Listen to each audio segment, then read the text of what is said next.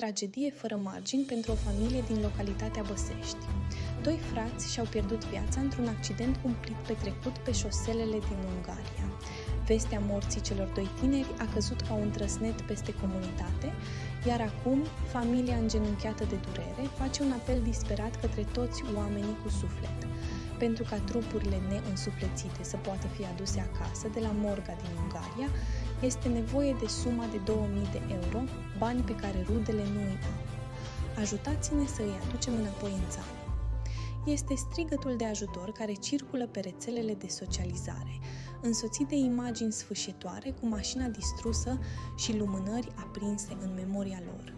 Cei care doresc să întindă o mână de ajutor în aceste momente tragice pot face donații în contul deschis pe numele Ciongor, Tinca.